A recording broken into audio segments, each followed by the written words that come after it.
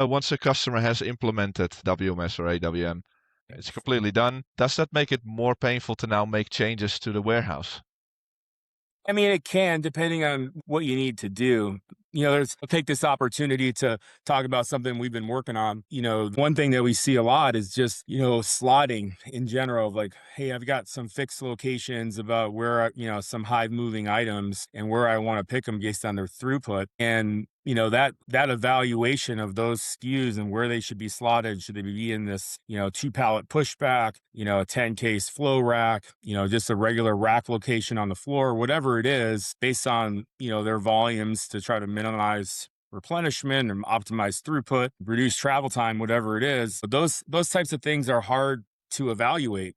And you need to have the right analytics in place. One of the things we just did with all the new MCP server stuff is we actually wrote a slotting agent that we taught it all the math of what I just talked about. And it helps warehouse managers come up with, hey, if I were to move 2 things around today or 5 things, I have time to move 5 things around today. What would be the 5 most impactful things that I could reslot today that would help me with my throughput tomorrow, as an example? And make those recommendations and then do the work and automatically tell Dynamics to go do the work. So I think to answer your question, it's sometimes like physically moving products around is painful. A lot of times, if you're adding entire channels, you may want to introduce new picking methodologies like cluster picking or, batch picking cases for a parcel carrier in a batch mode where I'm just pulling a pallet across a lot of different orders. If all of a sudden I start doing that, the strategies, or if all of a sudden I get into B2C and I got somebody ordering singles, like 1 unit of an item over and over,